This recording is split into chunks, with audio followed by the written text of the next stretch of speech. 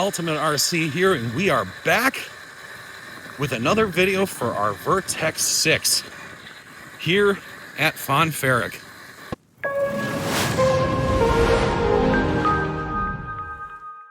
I was told by people as I came in that the creek is not a rushing rapid today,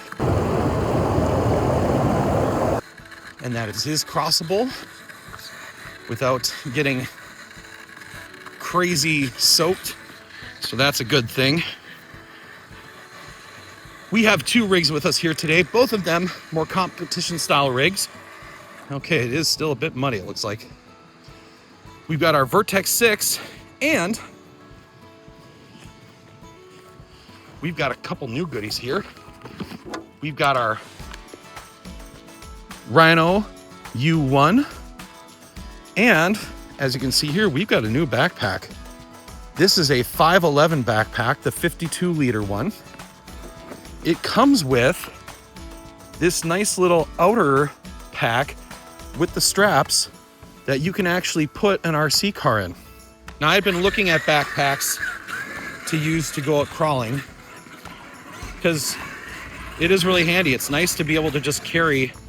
You know what? We are not driving you through this mud. My gosh, I didn't think it'd be this bad, but here it is. Ooh. We are gonna definitely walk up on the high grass. Okay. I did wear an older pair of shoes today too because I figured there'd be a little bit of this mud. Oh, already carrying a stick with us. Oh, where'd you get caught in? Into the shock spring. All right. Anyway, I've been looking up and researching backpacks for RC and crawling. And what originally inspired me to do so, to look more specifically into an RC crawling backpack, is I've been using one of my other Maxpedition bags, which I really love my Maxpedition bags, but it didn't quite do what I wanted it to do, which main thing was carry a spare RC with me, have enough room for all my stuff, maybe even room for some extras, which I don't even have everything that I want to start carrying with me in this backpack. I just threw some tools, the batteries, a headlamp. I'm trying to think what else. I think that's really about it. So yeah, right now this backpack is severely underutilized. Here we are at the creek today. Way calmer than the last time we were out. Anyway, I spoke to a gentleman. I'll throw the name up on the screen here. He's a veteran like myself, and he decided to make backpacks specifically geared for RC crawling, going out and trailing. All right. Nice guy. Called me up on the phone. I actually used his contact form to reach out to him on his website.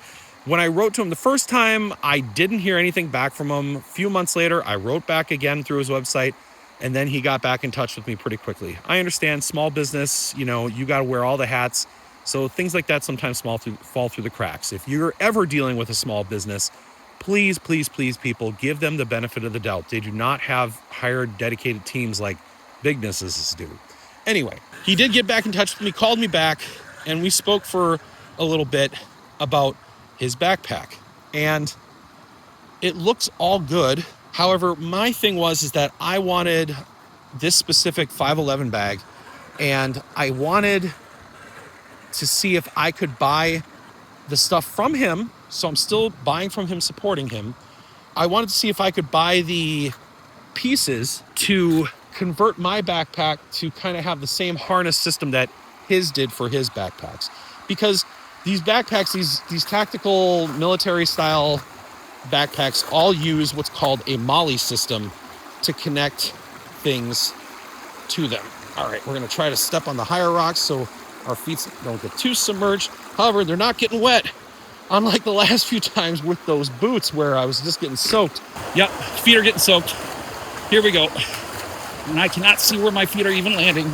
But this is way calmer today. Anyway, so wanted to buy, his backpacks had this X plate that goes on the top of the backpack and attaches to the MOLLE system. The MOLLE system is really just a set of like loops that are sewn in.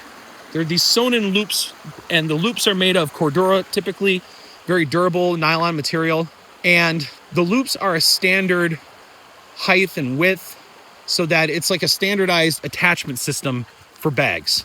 His stuff, because it's designed for a MOLLE system, should fit and work with any MOLLE system backpack. That's the whole point of it. And this guy's a veteran, he knows that. And when I talked to him, I asked him that, and he said, yep, it's a MOLLE system, it'll attach to any MOLLE system. And the other thing he's got to secure, so the X plate has a secure system on it. I think like some latches or whatever that then attach to the front wheels of your truck. And then on the bottom part of the bag, he's got these little like elastic bungees that thread into the MOLLE system that then go around the rear wheels of the truck when you mount it. And if you're imagining the truck being mounted with the nose up in the air on your back, okay? Well, when I asked him if I could buy those parts, he gave me a very long answer for what was, or excuse me, a very long response for what should have been a simple answer of no, okay? Which is fine. It's his business, his company. He can choose to run how he wants it. If he doesn't want to sell those parts separately for people who already have backpacks like this.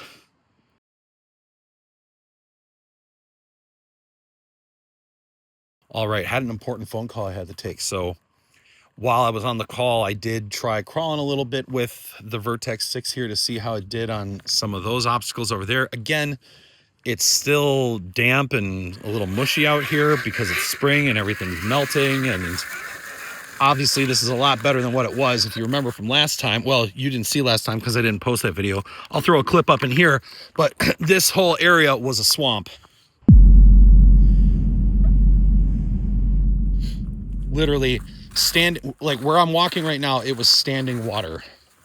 And even in some spots here, like right there, it's pretty muddy and soft. And yeah, anyway, well, getting back to the gentleman with the backpack. So he gave me pretty much a very long explanation for no, that he won't sell the plate and the bungees separately because now he's designed his own pack. He actually told me they used to use a backpack that was already on the market and available.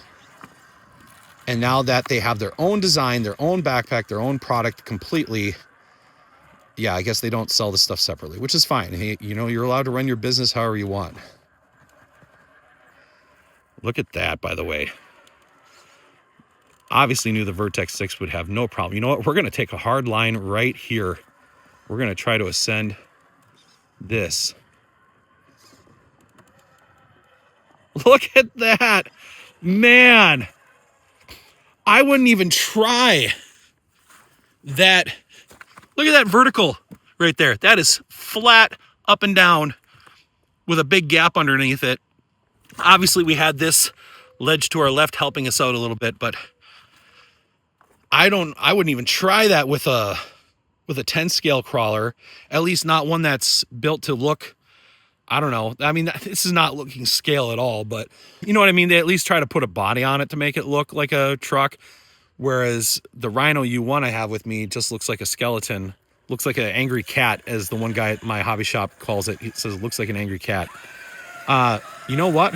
We'll park the Vertex here and we will switch to our Rhino Yue One to see if it can't do that too. I don't know if it can. And that's a cheetah rig. Let's find out. So last time we had the Rhino Yue One out here, we had the Vertex 2-in-1 system here, and Vertex did send me a new unit under warranty, as they should have, because that was clearly a warranty crap out that happened. That should not have failed and died on its first run out with this thing. And guys, this is not a heavy rig either. It's fairly lightweight. So let's get this thing, the battery in it, and we'll get it powered up. Let's see if I can catch that on camera. When I plug the battery in, instead of just the motor doing a chirp, all the wheels turned as well. And I wonder if that's because, so here, let me back up for a second. I'm going to talk about some changes that I made on this. So again, last time we were out, we were using the Kamado Unity 10 from Vertex. They sent me this replacement unit because the other one burned out. And one of the things that I also did to try to help this motor going forward is I got the Reefs Easy Dual BEC, okay? It was in focus there for a second. Let's see if I can get it there. There we go. So you can see it right here. And it is dual servo. I have this plug here, this adapter, to give me direct power off of the battery to power the BEC, which is then now powering the servos. But of course, the servos are still plugged into the receiver for signal, so I can tell them what to do with the remote. Anyway, I thought to myself that it was probably the BEC that was getting too hot and burning this thing out, because it had to drive two higher power servos, those perfect pass servos, my favorite 10th scale servo. So, and shout out to Roz for being an awesome guy, like we talked about with our SCX6 build. So anyway, we're gonna see how this does here, and I need to check because my controls are set up a little different. Okay, there we go. I just want front steering for now. Okay. So, didn't get set up quite right there. As you see, this rig is a lot lighter weight, kind of a little bouncier than it should be. I do need to work and tune my suspension better, I think. So, all right. Already you can just see the limitations of 10th scale versus a big 6 scale rig like the Vertex sitting up there all triumphant and majestic from having climbed this. Like this should be able to climb this no issue, but all right, we're going to turn four-wheel steering manual on because I think we're going to need it to help with this part. There we go. Okay, well, we got her settled. Now, that one rear tire on the driver's side, there we go. Just had to find a way to hook it and bring it up. All right. Enter point. Enter point. Okay, we're good. And like usual, because we're in manual four-wheel steer mode, you're going to hear my remote say that center point chime a bit as we mess with the rear steering. So, okay, here's where we got to really pay attention to track width. These tires are narrower too, which means we're going to run into issues with how they, oh wow. Okay, so you know what? Hats off to the Rhino Yue One for making that too. It should make it. It's a cheater rig, but I wasn't sure if it would because of it being 10 scale. But you know what? It made it up that too, just about as easily as the Vertex 6 did. So minus, you know, just the limitations that it has, where the Vertex 6 has much wider tires, that has much skinnier tires. And of course, they're both straight axle, but the straight axles in the Vertex 6 are obviously still higher clearance because of the bigger knuckles. We're going to just put a feel on this motor to see how warm it's getting, because that was our big issue. It was having thermal shutdown from getting too warm, and just from standard running like this, you know, something that you'd expect. And the thing I noticed about it as well is that it seemed to get, like even right there, it really jumps. Like it's, the FOC is not as smooth in this. And again, that could be my chassis and suspension setup as well to some degree. But you saw there, like it was kind of jumping up things versus really taking it smoothly, which most FOC systems are a lot more smooth. All right, let's see how we do here. Ooh, ooh, ooh, ooh. Try to save it. All right, try that again. Now, this is a very, very, very difficult climb that we're attempting here. Difficult for starters, just because of our conditions, the fact that we are on very soft ground. All right, come on. There we go. I have to give it a little bump. Oh, yeah, for some reason right there, just wants to dig in instead of pushing it up that hill cliff face. All right, we're gonna use our rear steer here. Try to help bring this around. Get it pushed up. Come on. Now these axles do have overdrive. I believe the overdrive is being done in the portal gears on this setup. Essentially, this the way this Rhino Yue One came to life and got put together was I kind of bought all the parts separately, almost like putting together a kit, but on hard mode, when I could have literally just gone to RC Timer, who's the official US distributor for Rhino, and I could have bought just the whole kit to put this thing together. Instead, I ended up buying some of the parts on Amazon, some of the parts off of RC Timer, like I bought the axles. And yeah, it's just how I ended up doing it. All right, we're not even going to try that because it just seems to be way too bouncy and slippery. And I'm sure the bounciness is probably from my suspension setup. These Desert Lizards are not my favorite shocks. Let's see if I try this way. Get the rear wheel up a little more. There we go.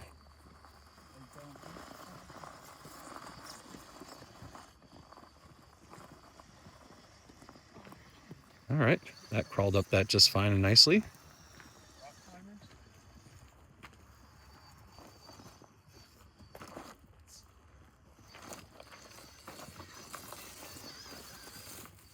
Actually, beautifully done. Didn't even scrape the chassis on any of these ledges with all that breakover we have. So right there, just this little outrunner motor that this thing has, kind of getting hung up a little bit, trying to pull it up. Let's try bringing it over here. Nope.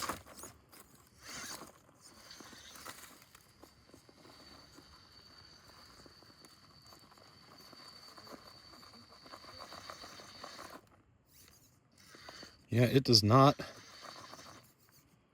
like this.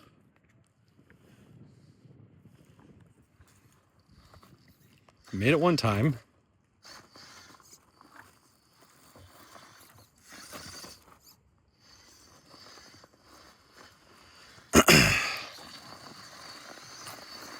Oh, come on. Come on. Go back over that way.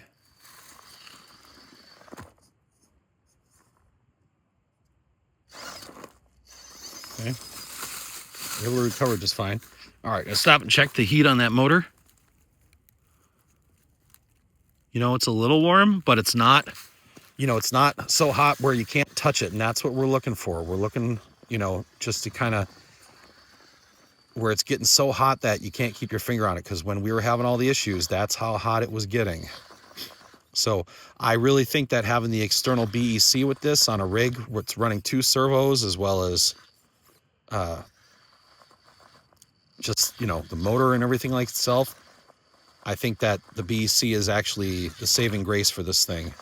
Now, that's not to say that it wouldn't maybe burn out again on me. I'm, again, hoping Fury Tech figured this out. And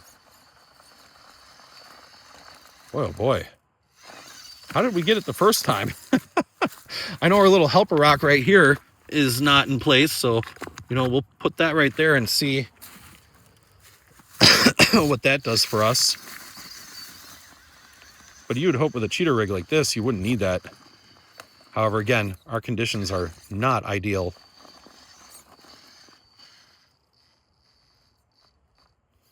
And maybe I should have put this on the other side. Yep. There, we almost tipped over. Maybe if I try attacking it like this. Oh yeah, that's already better. Oh, except when it lets the rock slide off. You know, the other thing too, I don't know that I'm the biggest fan of these tires. Let me try this.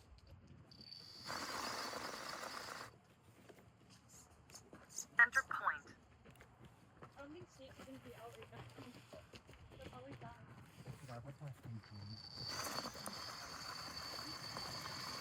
There we go. Okay. So using our rear steer to push us back over that way, was able to find a line to get us up. And here we are, good to go.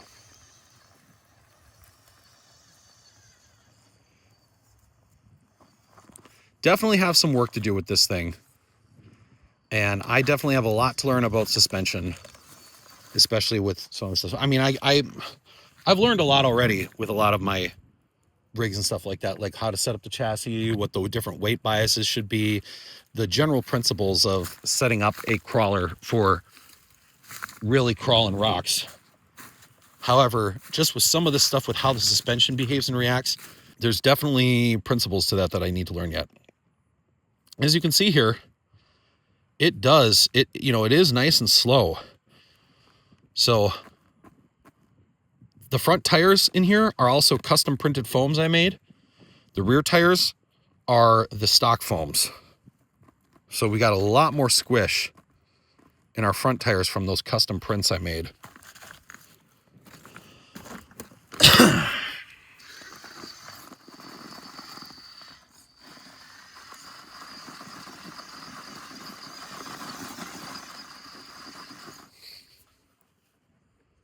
Enter point.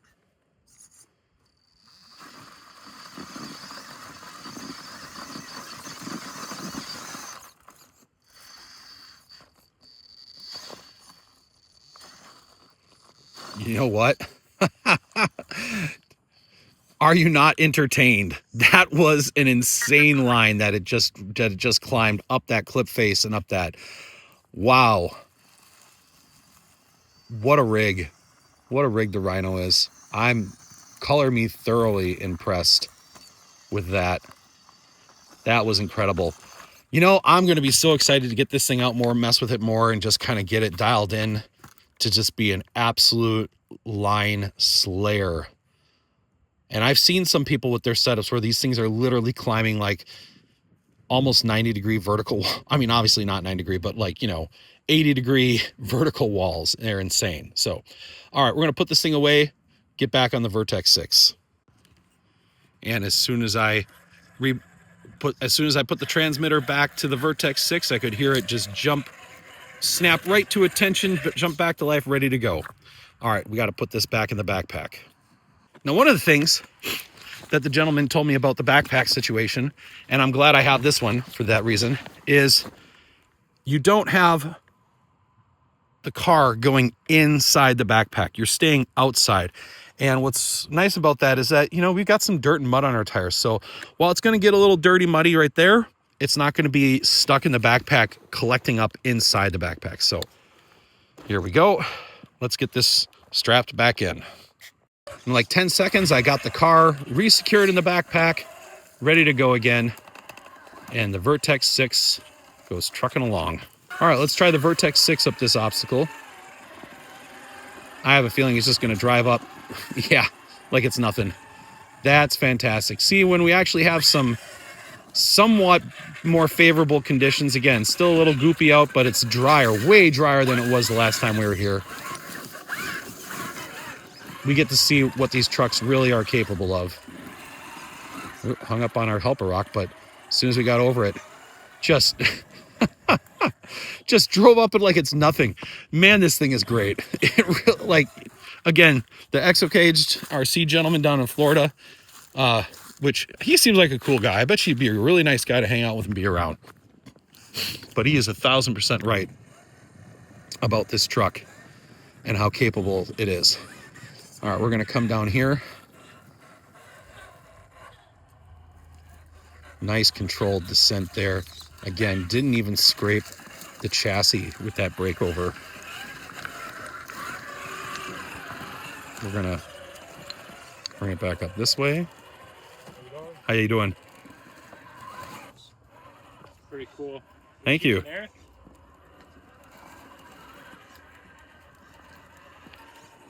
There we go.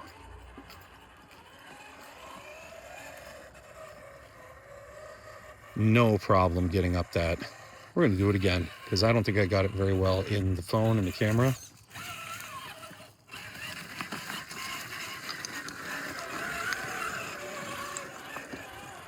One more time.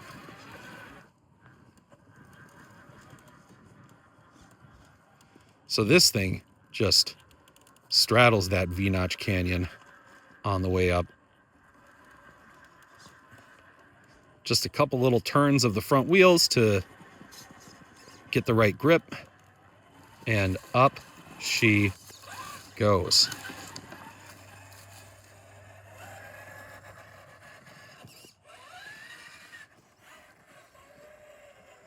Now, I know I've done it with this in a previous video. I'm trying to remember if I published that video or not. I'm not gonna lie, guys. I shoot these things and then super enthusiastic about what I shot, but then when I get home and get to editing to post the stuff, I somehow just lose motivation and don't want to edit. And I hear that that's not uncommon, that a lot of YouTubers have that same dilemma. They love the shooting, they love the making of the content. Of course, who doesn't love the views and the you know, having a successful video that people want to watch, but it's that making it. Now this, okay, we tried this with the snow and it was so slippery that the tires just cannot, that we're not going to make, because that rear driver's side tire is going to get caught under that cliff. So we got to clear that. Okay, we got to find somewhere where it can grab. A few moments later. I feel like it's just right there. Like it just wants to. If I can just find the right line here and not fall over like that. Oh, ouch. Yeah, when you hear it land on its roof, it does not sound pleasant. This might be one of those lines where I'm just gonna have to put a rock like right there to just give the one rear wheel a chance.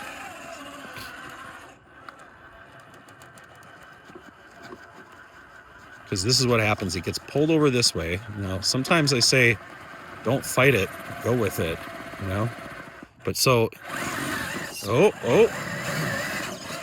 okay. I mean, not the line we intended, but the fact that it was able to pivot and make something out of that, that's still impressive. You know what? We'll try another thing too. I'll tell you what, I am really wanting to get that new Vitavon servo that's for the 5th scale, stuff like this. And there's a gentleman,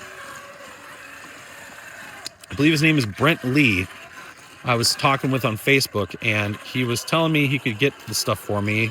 You know, actually he reached out to me because he's a Vitavon dealer and said he would, you know, order the stuff and sell it to me. But, okay. That was awesome right there. Now, this is where it's gonna get tough, because we're really gonna have to use our side. Yeah. That's very steep, and with the overhang, we're just gonna work it over. Okay, so maybe this is how we make this up. All right, so in a kind of a way, we still did that line. We just started more over here, got it up to the next level, worked our way over, and then was able to get it up that way. So in a roundabout way, we did it. All right. From the last time we were out here again, I don't think I published this video. I'm not stepping on that because that is ice. This was a glare ice sheet. And well, the problem with that is, with this being ice, that's a cliff right there. In fact, I'm willing to walk out here away from the ice a little bit to show you. Yeah, don't want to follow down that. That looks to be about, I'd say 12, 13 feet down at a minimum. So falling off that, very, very bad. And this is still ice right here. So, and it's still slippery. So you got to be really careful. But this is about dry as a bone. So last time we were trying to side hill this and we were unsuccessful.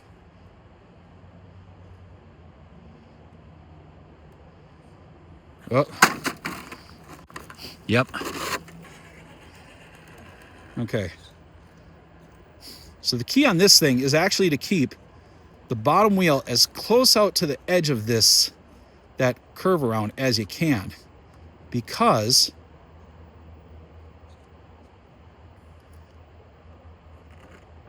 oh wow, see, like right there, it's unloading it. But you do this the right way. Okay, All right, well, we're still in business. The rear axle's hung up a little bit. You know what? For this truck, I'm gonna take it that we really have to like utilize every little bit of tire grip we have to ride this edge.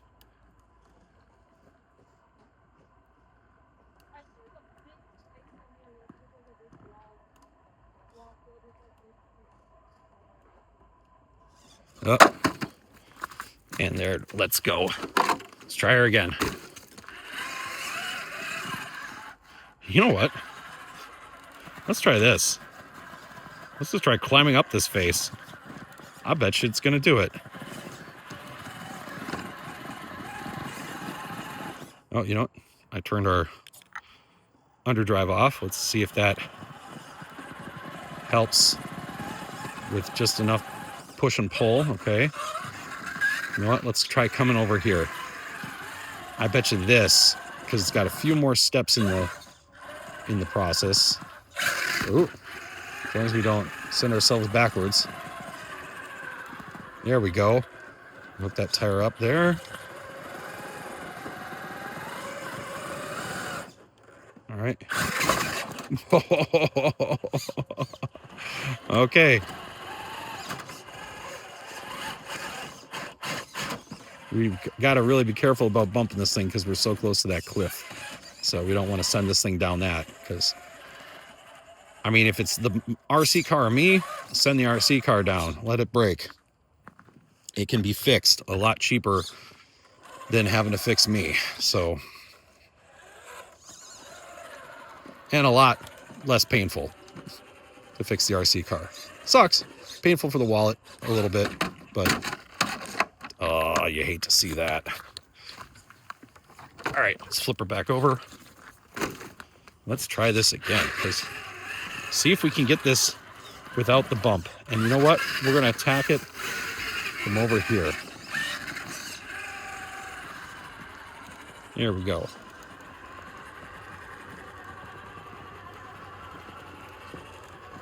Yep. Oh, okay. Well, we're at that point. That's good.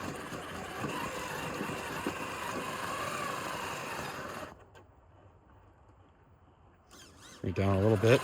Well, I have to say that Hobbywing Fusion 8 motor that they put in this, and I think it's kind of like the equivalent of the SE, it is still really good and really smooth. I mean, I put the Pro version in all my 10 scale stuff. Obviously, this being an RTR, they never put the premium stuff in these things as far as electronics goes, typically, but I'm not going to be mad at a Fusion 8 from Hobbywing in a truck, even if it is the diet version. So hats off to Red Cat for putting that in there, because that thing is smooth and silky and fine. And if you know that reference, then we share the same taste in comedians.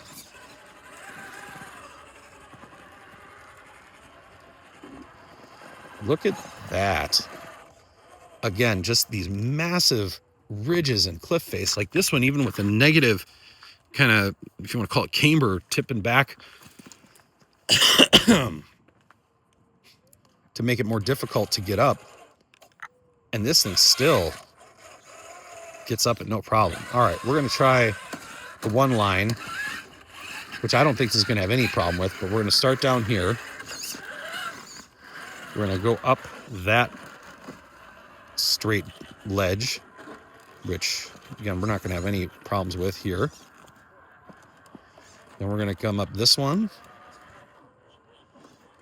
You know, I got to say, too, the foams that are in these tires are really good. I am normally a no-foam, 3D printed TPU insert kind of guy with a lot of my stuff. But these foams that are in this are really good. And the only thing that I think a TPU foam would improve over these is the side hilling. Just, so they don't have that give. Ooh, yeah. Look at that. Look at that. Maneuver it just pulled off. Unbelievable. Such a good truck.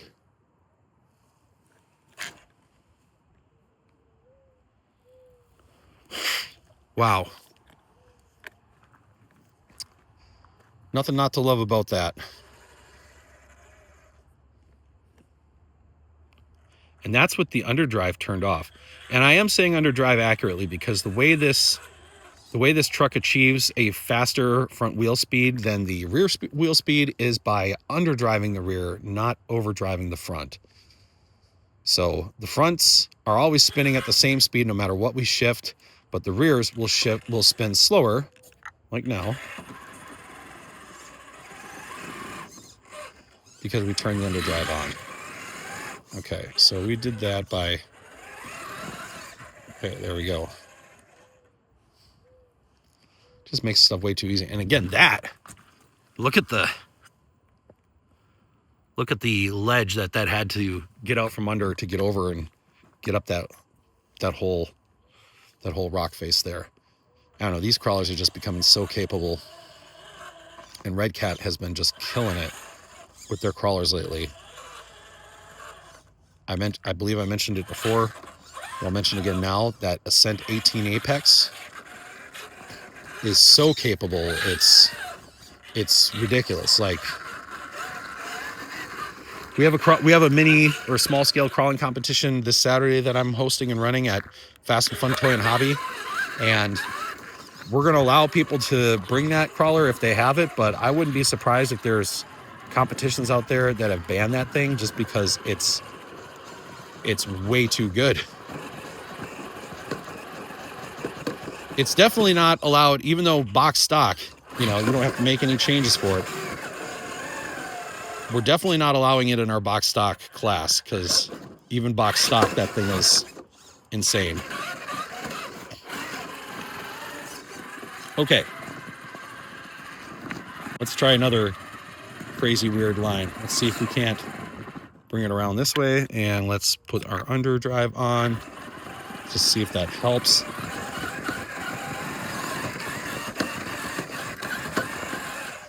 All right, so give a moderate amount of wheel speed, and once it finds its grip and gives a little bit of a boost to pull it up, then it's able to get it up the rest of the way. So is it the slow controlled crawl?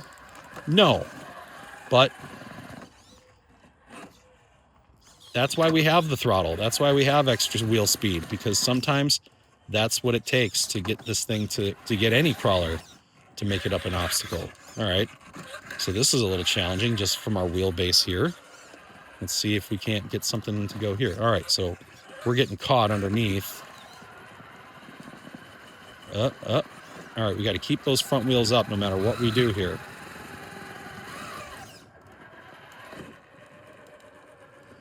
Okay, I don't think this is recoverable to climb. So, bring it back down.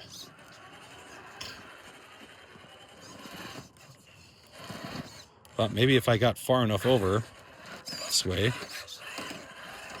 Nope, you just get too much under that ridge. Oh, but it fought its way out. Okay.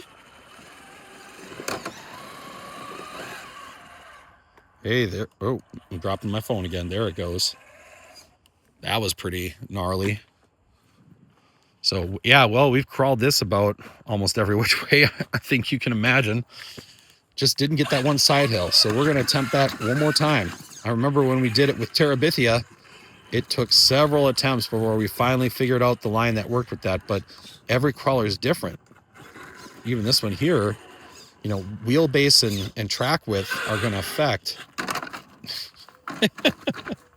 Wheelbase and track width are going to affect the lines you have to take to make them work. So here we go.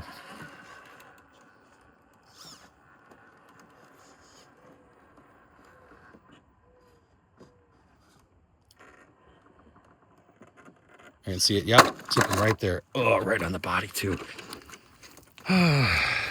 As you can see too, the paint, which I think is from the wires rubbing on the paint, which I'm sorry, but if just the wires are rubbing on the paint inside the body, taking that off, the paint's a little weak. So Red Cat, that could be a spot for improvement. There is whatever you're doing to paint that stuff, it is not bonding on maybe as much as it should. All right.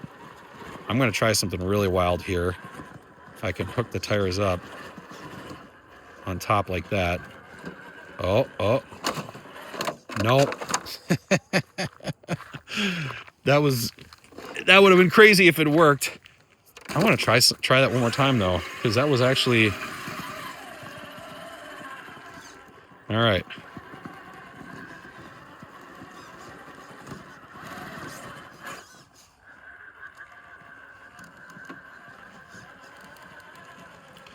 Oh my gosh.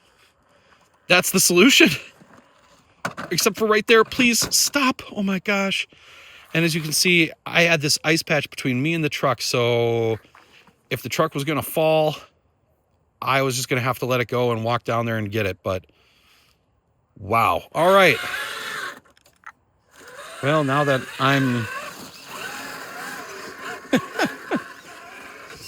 I don't want to say having a panic attack, but definitely had an anxiety spike from seeing that almost fall down a cliff like that. Whew. Let's move on to something else. Like this would be fun too, but again, you got a big bluff to fall off of there if you're not careful. All right. Whee! Oh, I hope that got... I looked like I caught that. It was breakdancing on the front wheel.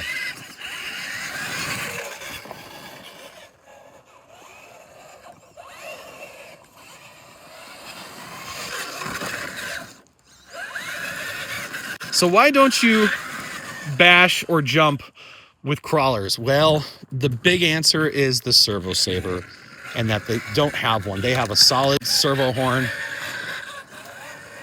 and if you land wrong with the wheels, you're gonna either break... Well, you're most likely gonna break your servo because the little teeth on the gears inside the servo aren't gonna take those impacts well, and you're gonna find all of a sudden your servo doesn't servo anymore. So while maybe a small little jump like that is fine, doing bigger jumps, bigger landings, heck, even small. I've seen some people, just jump their crawlers on a small little jump, and they just landed the wrong way.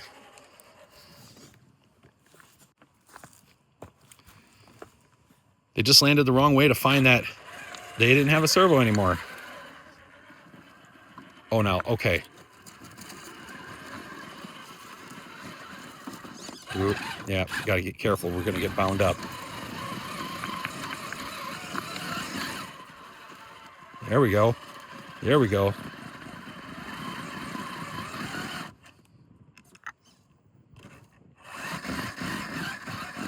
There's our underdrive. All right, we're just pogo sticking.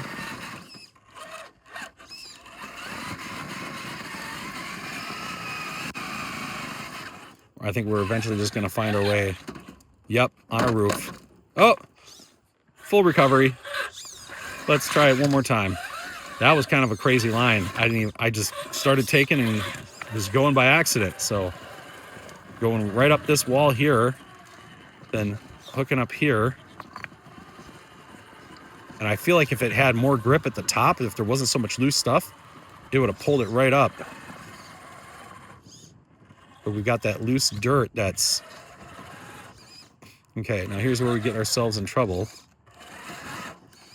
I want the front end to go to the left. Ooh, okay.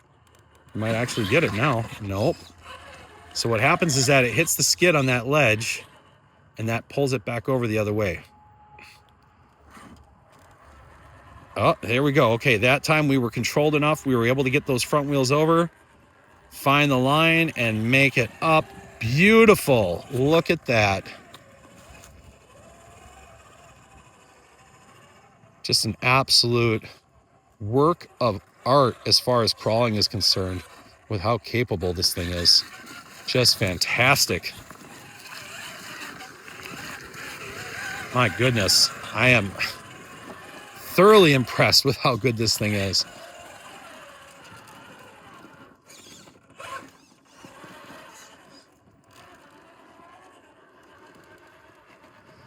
I mean, it's not necessarily fair to compare across scales because obviously smaller scales have their limitations when you're clawing these things, especially these larger rock faces like this. But man, this thing, I would put this up against any one of my, you know, some of my Vanquish rigs, obviously. But again, it's much bigger track width and wheelbase isn't going to affect it. But still, just for how it's climbed this stuff, man, it just makes short work of it easy. All right, let's do this one more time here. This is just such a fun one to do. It just gives you a good challenge here, getting set up right with all these loose rocks. Get up on this face. Ooh, we are very vertical, okay? But we are not tipping over, and I think we're gonna be fine. There we go, look at that. Just couldn't have placed that on that ledge any better. All right, oh wow, look at that, we are way up. That is gonna bring us around just fine to get our wheels up. At least it should. If it doesn't, I'm gonna be very surprised. Come on.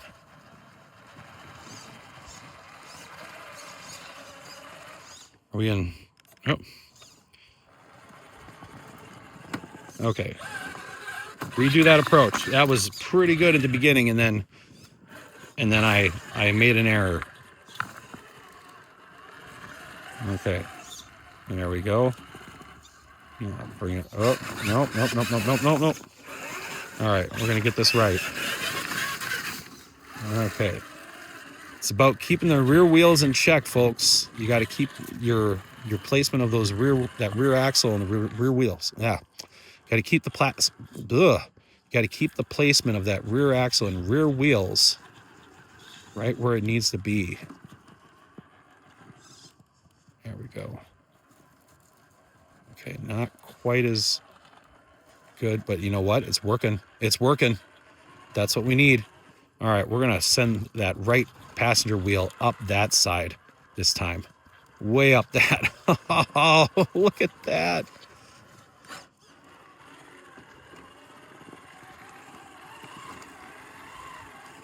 Okay, maybe I got a little too ambitious here. Nope. Vertex 6 says, don't worry, I got it, fam.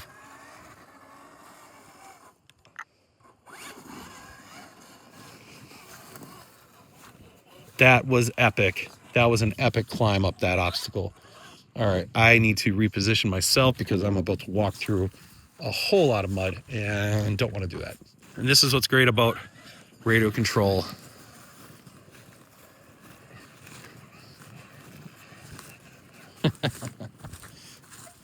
What a fantastic hobby, folks. What a fantastic way to get yourself outside and spend some time.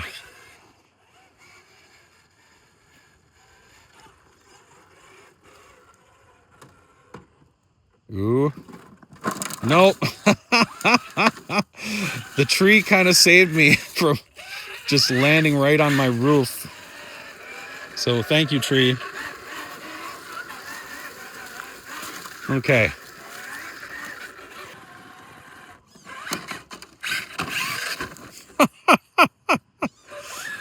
Well, I still have to get better at recovery, but you know what?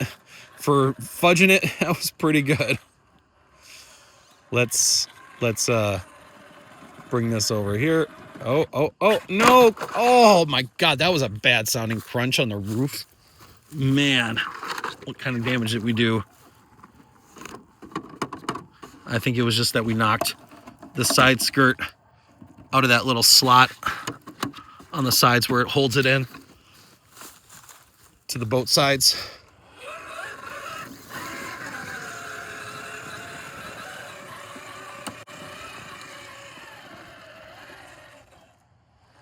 Okay, well, hold that line, which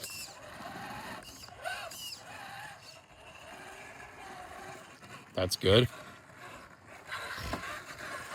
All right, you know what? Here's a challenge for it. That's a pretty steep incline with loose dirt and roots everywhere. Let's see how it handles this. Will it get up or will it just dig itself in at some point? Okay, it's finding something to grab and then pulling itself up a little bit. Just do our little servo dance in the front to try to find grip to pull it up. Look at that. Grip and underdrive.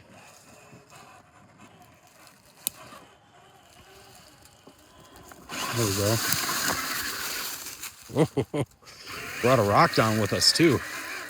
Oh, you know what? This is a gnarly one for a climb.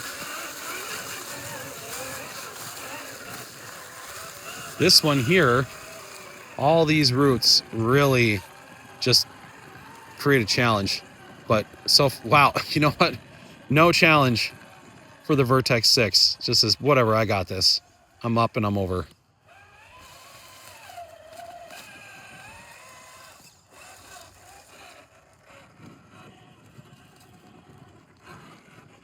Descending down, that underdrive helps control the rear to give it a little bit of a drag to help control it going down. All right. We're not too muddy either in our wheels. I mean, we've got a little bit on there, but not bad. Give it a little bit of a cleaning by peeling out. Of course, we'll have the creek, which is just perfect. We could probably drive this thing. My only thing about driving it through the creek, though, is I believe the rims, the wheels, are vented on this thing to vent the tires. And if you submerge this thing in water that's taller than the rims, well, water's going to get in your foams. And then if you don't take the wheels apart and dry them out, you're going to have some damaged foams. And these foams are pretty good. I don't want to damage them. All right, let's take a look at the waterfall real quick. Wow. Huh. Now that's... All right, look at that. So pretty calm. If you remember, all those ridges right there you see, we were climbing those with Terabithia and the Rhino Yue One. So if or when they do dry out here and that this whole creek bed goes dry, we'll be back on those. But look at the big ice formation we had here that formed at the bottom of the waterfall. That's all from water falling down. And then down below here, it's still frozen and probably pretty slushy. Look at those. You got some big ice shelves with the mud in them just sitting there. But they're up. I'll zoom in as much as I can. There you can kind of see where the water is continuing down the creek here. So, you know what? Overall, a nice day to be here at Fonferek. We're going to bring the Vertex 6 around.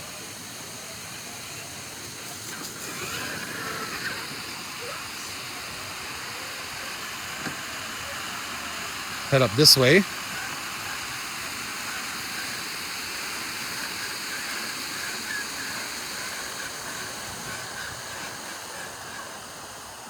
You know what? This is probably the best spot to cross right here. Except for then you got the mud on the other side you got to watch out for. But from a water perspective, it's probably the place to do it. Let's try something here with our Vertex 6. Now, we're going to have a little bit of a problem because we got some wet, we got a wet spot there. But let's see if we can't do this climb, which we've done before with other crawlers. We're going to hill down this here. Come around.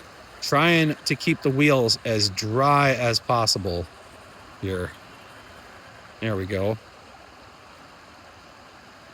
Oh, I suppose we gotta straighten out a little bit because we are going to flip over if we're not careful. And make sure I have good footing. Here we go. Okay. Yeah, somebody's burning something out here. All right, I'm gonna just take this baby, put it right here so we don't get our wheels too wet. And we're gonna try this line right here.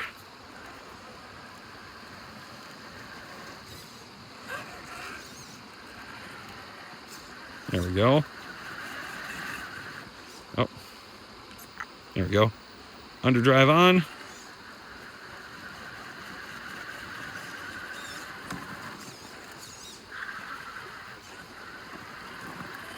Okay. Interesting how it chose to push that way. See if we can't bring it back around. There we go. Okay. It's not even gonna be an issue for this thing. Oh, maybe I spoke too soon. I don't know. Can we recover? Yes, we can. Ooh, that rear wheel got muddy on the driver's side there. Now, what are we running into here? Okay, I see what the problem is. There we go. Okay, you know what? We're not even gonna try to go up that side. We're just gonna go right up the middle. Bam. Look at that. It just makes it so easy. Guys, just having the bigger track width, bigger wheelbase, bigger tires, just everything bigger, just made this, wow. Just never had a crawler just crawl up that so easy. Please do not roll over into the ice and water. All right, got a little bit of mud on myself from picking it up there, but you know what? It's not a big deal. Let's do it again because that was so much fun. Why not do it twice? Let's see if we can't get that front wheel up top there. Oh, it wanted to. Okay, so we're getting some wetness on the tires from the water that's here. Just making our life a little bit more difficult because we're going to start losing grip as they get more wet, and then that wet travels around and affects and reduces friction on the rocks here.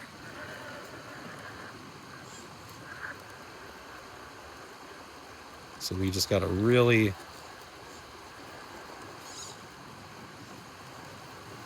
come on.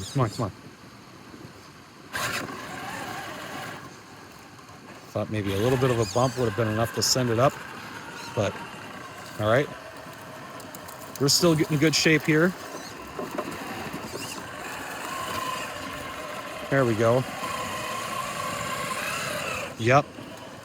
Now that the tires are wet, what a difference you can tell from just that little bit of moisture in it gripping and going up.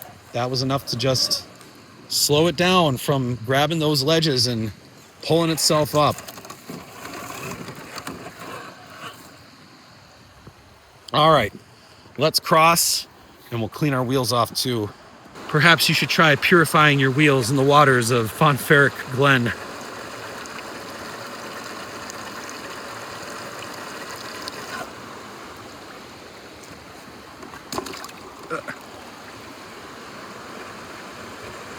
All right, a lot cleaner than it was. Let's keep moving. Feet are staying somewhat dry, thank goodness. Getting back to my thoughts on this whole backpack situation with the gentleman. Again, I think he's making a great product. As a fellow veteran, I want to see him succeed. So if you're looking for an RC backpack, I would encourage you to buy from that guy. He's clearly really passionate about his product and what he was able to do for it. I mean, sounds like it was a dream to start his own business and sell these things. So please go help support a veteran. If you're looking for a backpack like that, then just go buy his. Again, in my case, because I own a lot of backpacks that have that kind of an attachment system, I feel like I'm duplicating something I already have if I buy his, other than the fact that it comes with some of those accessories for mounting an RC car, but I kind of have that with the pack I have, okay? And I had ordered this pack before reaching out and talking to the guy. So it wasn't like I talked to him, thought to myself, oh, gee, I'll just go buy this other thing then for less money. In fact, it's actually the opposite. My pack is more expensive than the one that he's selling.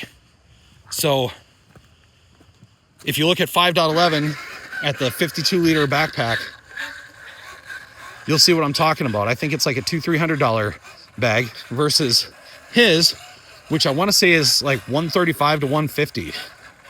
And it's a smaller bag. It's like 35 liters, which is really a sweet spot because you're not going to put the truck inside the backpack. You're going to carry it on the outside. And 35 liters is plenty of capacity for you to put everything you'd want to take with you for crawling. In context, I believe the pack I was using before, the Maxpedition pack, was 27 liters. And that was more than enough space for everything I needed to take with me. So his system, his design, the fact that he's got that whole system set up to attach the RC to the outside of the bag and carry it that way, it's really good. Plus there's other nice little quality of life things that he's done to it to make it just a really good system. So seriously, go out and support him. The fact that I'm showing you that I've got this other bag that works in a similar fashion for what I'm doing is just because, like I said, I had already had it on order and got it. Otherwise, I probably would have purchased his. I just wanted to see if maybe I could buy his accessories that he uses for the outside attachment system to attach to this bag. But anyway, the Vertex 6 continues to impress me. The Rhino Yue One continues to impress me. So it's expected that they're going to be more capable and take on more obstacles out of the box. However, that still doesn't mean that it makes it any less fun. It's actually more fun.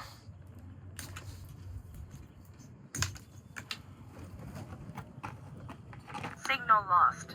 Shutting down. And I love the fact that you get yourself one of these parallel Y adapters for your batteries.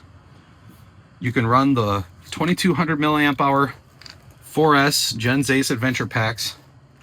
They fit perfectly on either side. And they say for competition, by putting the battery on this side, like this, that actually makes the vehicle perfectly balanced. And I believe the reason they say that is because if you look at, I don't know if you can see it in the camera here, but if you look at the transmission, it's definitely biased over to the driver's side of the vehicle. So putting the battery on the passenger side helps to balance that out. But again, just what a wonderful, capable, great rig. And there's only more and more stuff I'm seeing coming out to support these things for aftermarket. You know, I think it's Desert Trail, if I'm not mistaken. I'll put the name up on the screen here if I got it wrong. They're like a boutique RC shop, and they're making a carbon fiber chassis rail for this thing already in multiple colors, so you can choose what color you want.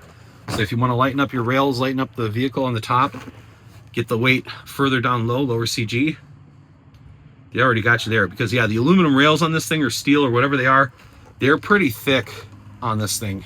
And I imagine if you switch to carbon fiber, it's probably a pretty significant weight reduction as far as CG goes. I have to say too, the shocks on this thing, I haven't done a thing with it. I haven't filled them up with any oil. One might need a little bit of oil, it sounds like. But the fronts are perfect. The rears, yeah, it just sounds like one has got a little bit of air in it, but they have been so smooth. Again, the tires have been fantastic.